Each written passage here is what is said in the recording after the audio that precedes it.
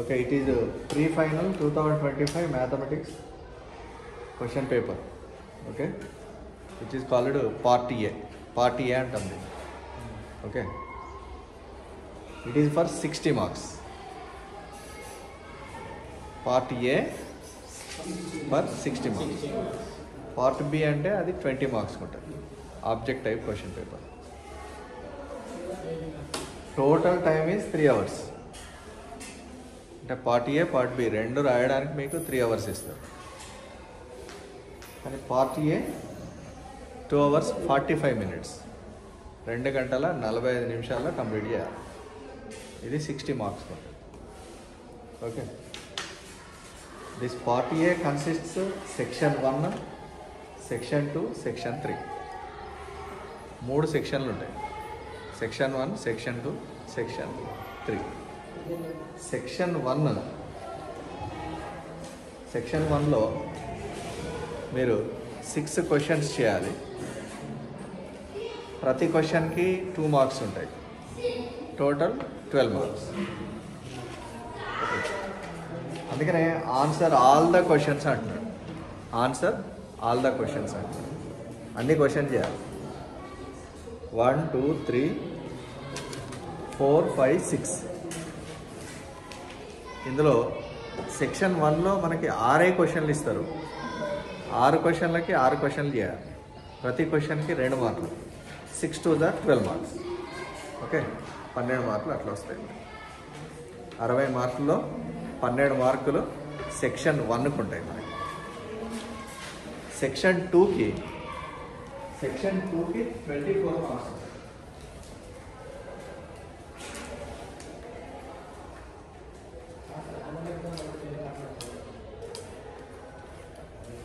Section 2కి 24 marks ఉంటాయి. Okay, ప్రతి క్వశ్చన్కి 4 మార్క్స్ ఉంటాయి. ఇందులో కూడా 6 క్వశ్చన్స్ చేయాలి. 6 క్వశ్చన్లు చేయాలి. Okay, answer the following questions. Each question carries 4 marks. 6 for the 24 marks. ఇందులో చూడండి ఎన్ని క్వశ్చన్స్ ఇస్తున్నాడు. 1, 2, 3, 4, 5, 6. ఇందులో కూడా 6 క్వశ్చన్స్ ఇస్తున్నాడు. 6 క్వశ్చన్స్కి ఆన్సర్స్ రాయాలి. ఓకే, ప్రతి క్వశ్చన్కి ప్రతి ఆన్సర్కి మీకు 4 మార్క్స్ ఇస్తారు. 6 for the 24 మార్క్స్. సెక్షన్ 1లో 12 మార్క్స్. సెక్షన్ 2లో 24 మార్క్స్. 24 + 12 36 మార్క్స్. ఓకే, అంటే సెక్షన్ 2 వరకు 36 మార్క్స్ అయిపోతుంది. సెక్షన్ 3 ఇందులో 4 క్వశ్చన్స్ చేయాలి. ఒక్కొక్క క్వశ్చన్కి 6 మార్క్స్. 4, 6 are 24. ఇందులో ఎన్ని క్వశ్చన్లు ఇచ్చిందో చూడండి. 1, 2, 3, 4, 5, 6. ఇందులో ఎన్ని చేయాలండి మనం? Only 4 questions. అంటే 2 చాయిస్ ఇస్తున్నాడు. మనకు చాయిస్ ఎక్కడ ఉంటుంది? యాన్యువల్ ఎగ్జామ్లో. రేపు ఫైనల్ ఎగ్జామ్లో మీకు ఎక్కడ ఉంటుంది? 3rd సెక్షన్లో మాత్రమే చాయిస్ ఉంటుంది. ఓకే, అందులో 6 క్వశ్చన్స్ ఇస్తాడు. కానీ మీరు సాల్వ్ చేయాల్సిన ఏంటి? 4 క్వశ్చన్స్. ఓకే, అట్లా 24 మార్క్స్. అంటే ఫస్ట్ సెక్షన్కి 12 మార్క్స్, సెకండ్ సెక్షన్కి 24 మార్క్స్, థర్డ్ సెక్షన్ కూడా 24 మార్క్స్. అంటే మన క్వశ్చన్ పేపర్లో రేపు రాయబోయే క్వశ్చన్ పేపర్లో 2 మార్క్స్ క్వశ్చన్స్ ఫస్ట్ సెక్షన్లో ఉంటాయి. 2 మార్క్స్ క్వశ్చన్స్ ఫస్ట్ సెక్షన్లో ఉంటాయి. 4 మార్క్స్ క్వశ్చన్స్ సెకండ్ సెక్షన్లో ఉంటాయి. 6 మార్క్స్ క్వశ్చన్స్ థర్డ్ సెక్షన్లో ఉంటాయి. ఓకే, థర్డ్ సెక్షన్కి 24 మార్క్స్, సెకండ్ సెక్షన్కి 24 మార్క్స్. 24 + 24 48. ఫస్ట్ సెక్షన్కి 12 marks. 48 + 12 50, 60 marks. It is the part A question paper. Okay, రేపు మీరు రాయబోయే ఎగ్జామ్లో క్వశ్చన్ పేపర్ ఇలానే వస్తాయి. ఓకే, అయితే ఇందులో ఆన్సర్స్ రాసేటప్పుడు మీరు ఏ సెక్షన్తో స్టార్ట్ చేయాలి అనేది క్వశ్చన్. మీరు ఏ సెక్షన్లో ఉన్న క్వశ్చన్తోనైనా మీ ఆన్సర్ షీట్లో స్టార్ట్ చేయొచ్చు యాజ్ యూర్ విష్. కాకపోతే పర్ఫెక్ట్గా సెక్షన్ ఉండాలి, క్వశ్చన్ నంబర్ ఉండాలి. ఓకే, సెక్షన్ పర్ఫెక్ట్గా రాయండి. క్వశ్చన్ నంబర్ కూడా ఎగ్జామినర్కి మీ పేపర్ వాల్యూ చేస్తారు చూడండి, వాళ్ళకి అర్థమయ్యేటట్టు రాయండి. ఓకే, మీరు టై చేసిన తర్వాత ఇట్లా టై చేస్తారు కదా క్వశ్చన్ పేపర్, లేకపోతే పిన్ చేస్తారు కదా, మీరు రాసిన క్వశ్చన్ నంబర్ లోపలికి పోకూడదు. ఓకే, లోపలికి పోకుండా ఉండాలి. మీకు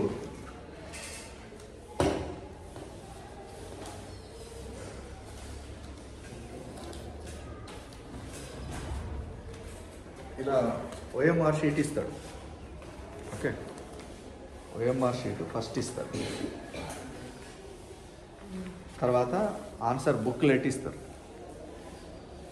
ఫైనల్గా మీకు పార్ట్ బి ఇస్తారు. పార్ట్ బి ఇట్లా ఇస్తారు. ఇప్పుడు ఫస్ట్ ఓఎంఆర్లో చూడండి, ఫస్ట్ ఆన్సర్ బుక్లెట్ నంబర్ ఉంటుంది. చిన్న ఇట్లా క్యూఆర్ కోడ్ ఉంటుంది, ఒక కోడ్ ఉంటుంది. ఈ కోడ్కు పర్టికులర్ నంబర్ ఉంటుంది.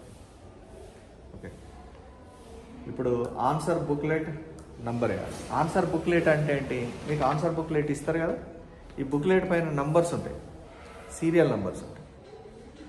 ఆ ఎగ్జామినర్ ఏం చేస్తాడంటే మీకు ఈ బుక్లెట్స్ ఉంటాయి కదా, బుక్లెట్స్ని ఆర్డర్లో పెట్టుకొని ఫస్ట్ ఉన్న స్టూడెంట్కి ఇట్లా ఆర్డర్లో ఇచ్చుకుంటూ వెళ్తాడు అన్నమాట. మీ ఓఎంఆర్ షీట్కి అంటే మీకు ఒక పర్టికులర్ బుక్లెట్ వస్తుంది కదా, ఆ పర్టికులర్ బుక్లెట్ పైన నంబర్ ఉంటుంది కదా, ఆ నంబరే అది. ఆ బుక్లెట్ నంబర్స్ ఎట్లా ఉంటాయి? 3 డిజిట్ నంబర్స్ ఉంటాయి. 3 డిజిట్ నంబర్ అంటే ఏంటి? చిన్న 001 నుండి 100 వరకు ఉండొచ్చు, అంతే కదా. సింగిల్ డిజిట్ నంబర్స్ ఉండొచ్చు. 2 డిజిట్ నంబర్స్ అంటే 99 వరకు ఉండొచ్చు, 10 నుండి. 3 డిజిట్ నంబర్ అంటే 100,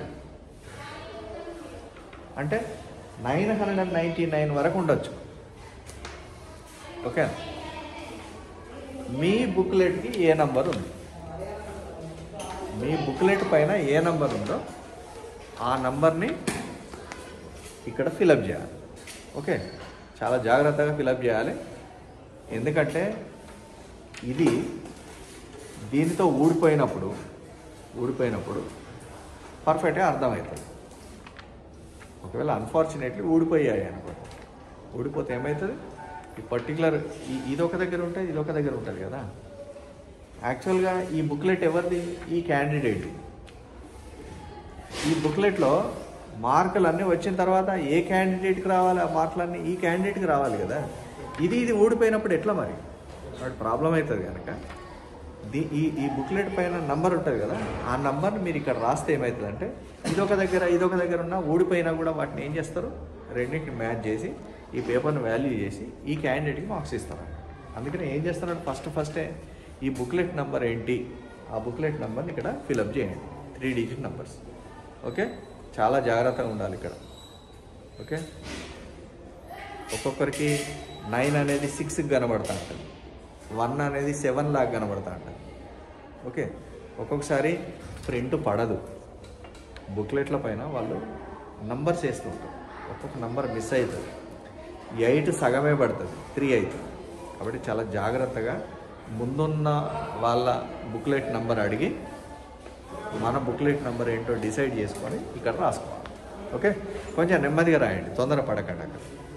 ఓకే, ఫస్ట్ బుక్లెట్ నెంబర్ రాస్తారు చిన్న. రాసిన తర్వాత ఈ బుక్లెట్ నెంబర్ రాయాలంటే ఫస్ట్ ఈ ఓఎంఆర్ షీట్ మీదేనా కాదా డిసైడ్ చేసుకోవాలి. ఓకే, మీదేనా కాదా ఎట్లా తెలుస్తుంది అంటే మీ నేమ్ ఉంటుంది, జినుకల వరుణ్ తేజ, తర్వాత వాళ్ళ father's name, mother's name, date of birth, roll number,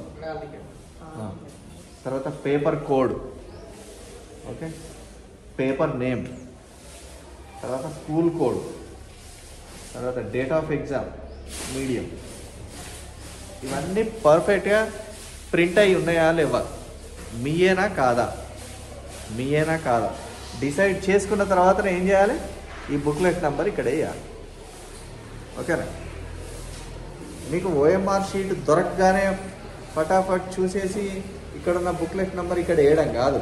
ఇక్కడున్న డీటెయిల్స్ అన్నీ కరెక్ట్ ఉన్నాయా లేవా, ఒకవేళ లేకపోతే మీ ఇన్విజిలేటర్కి చెప్పండి. ఓకే, మీ ఇన్విజిలేటర్ వచ్చి దానికి ఒక స్పెషల్ ఫామ్ ఉంటుంది. ఆ ఫామ్లో స్పెల్లింగ్ మిస్టేక్ అయినా, okay, me date of birth wrong పడినా, ఓకే, వాళ్ళు రాసుకెళ్తారు. ఓకే, అవన్నీ ప్రజెంట్ చేస్తారు. బోర్డ్ ఆఫ్ సెకండరీ ఎడ్యుకేషన్కి ప్రజెంట్ చేస్తారు.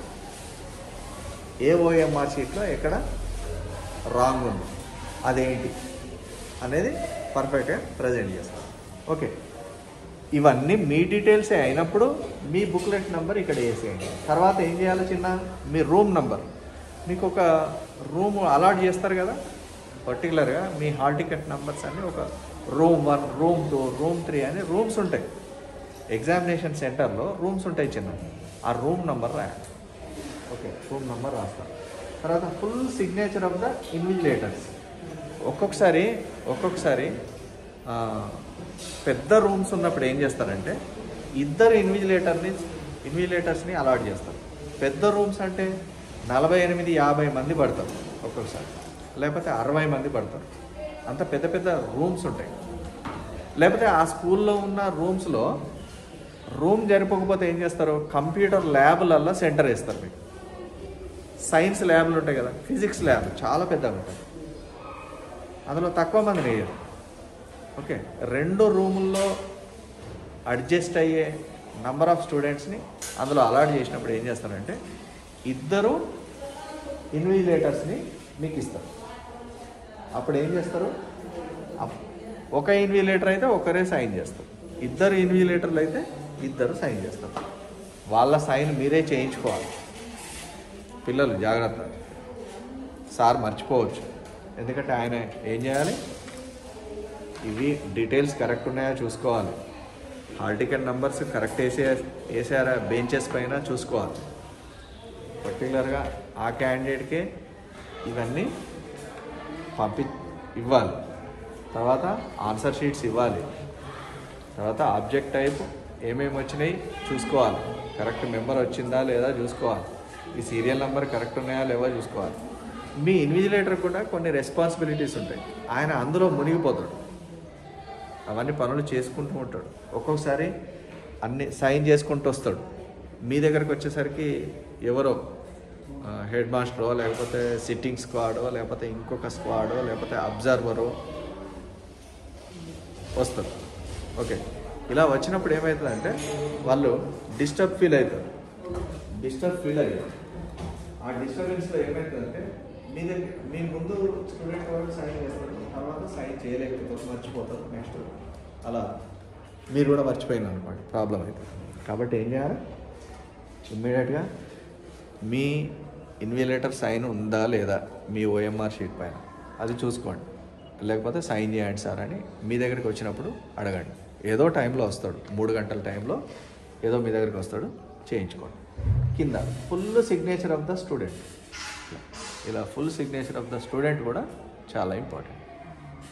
ఓకే, అంటే ఇప్పటి వరకు ఓఎంఆర్ షీట్లో మీరు ఫిలప్ చేసిన ఏంటి, ఆన్సర్ బుక్లెట్ నంబర్ 1, కింద మీ సైన్, ఇది ఇన్విజిలేటర్ డ్యూటీ.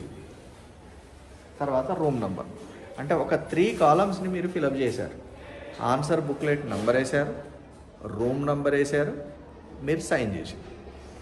ఓకే, తర్వాత కిందికి వస్తే ఈ SSC pre final examinations March 2025 అని ఉంది కదా, అక్కడ ఎస్ఎస్సి యాన్యువల్ ఎగ్జామినేషన్ మార్చ్ 2025 అని ఉంటుంది.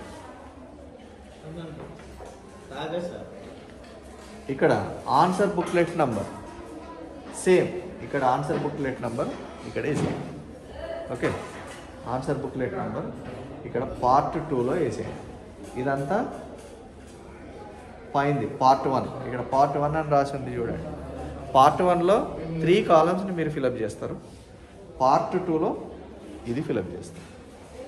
ఓకే, రిమైనింగ్ ఇక్కడ అన్నీ మీ ఆన్సర్ బుక్లెట్ మొత్తం వాల్యూ చేసిన తర్వాత ఫస్ట్ క్వశ్చన్కి ఎన్ని మార్కులు, సెకండ్ క్వశ్చన్కి ఎన్ని మార్కులు, అసలు ఎన్ని క్వశ్చన్స్ ఉన్నాయి మన క్వశ్చన్ పేపర్లో. మన క్వశ్చన్ పేపర్లో ఎన్ని క్వశ్చన్స్ ఉన్నాయి, వీ హ్యావ్ ఓన్లీ 18 క్వశ్చన్స్. ఈ క్వశ్చన్ పేపర్లో ఎన్ని క్వశ్చన్స్ ఉన్నాయి మనకి? కానీ ఇక్కడ చూడండి మొత్తం కాలం 1, కాలం 2, కాలం 3, కాలం 4, కాలం 5, కాలం 6 ఇట్లా 66 వరకు ఇచ్చాడు. ఓకే, తర్వాత serial number of answer book in the bundle. Serial number of answer book in the bundle. ఈ మీ బండిల్లో సీరియల్ నెంబర్ అదంతా వాళ్ళు చేస్తారు, మీ డ్యూటీ ఏం లేదు. ఇక్కడ full signature and number, assistant examiner, special assistant, chief examiner, ఇదంతా వాళ్ళది, మీదేం లేదు ఇక్కడ. Okay, total of columns 1, 2, 3, 4, 5, 6. Part ఏకి ఎన్ని, పార్ట్ బికి ఎన్ని మార్కులు వేయాలి. తర్వాత గ్రాండ్ టోటల్ పేపర్ వాల్యూ చేసే వాళ్ళు చేస్తారు, ఇది మీది కాదు. తర్వాత పార్ట్ 3 ఉంటుంది. SSC pre final examinations March 2025 అనేది కదా, ఇక్కడ SSC annual examinations March 2025. Control bundle number, ఇదంతా మీరందరూ ఆన్సర్స్ అన్నీ రాసిన తర్వాత మీ బండిల్స్ అన్నీ ఇన్విజిలేటర్కి ఇస్తారు కదా, ఇచ్చిన తర్వాత ఆఫీస్లో జరుగుతుంది వర్క్ ఇదంతా. ఓకే, ఇదంతా ఫిలప్ చేస్తారు వాళ్ళు. To be filled by special assistant. Total marks in figures, మొత్తం ఎన్ని మార్క్స్ వచ్చినాయి ఇవన్నీ వాళ్ళు రాస్తారు. ఇదంతా మీ డ్యూటీ ఏమీ లేదు.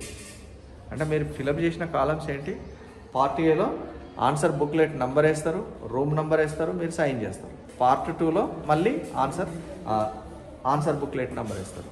అంటే 4 ఫిలప్ చేయాలి.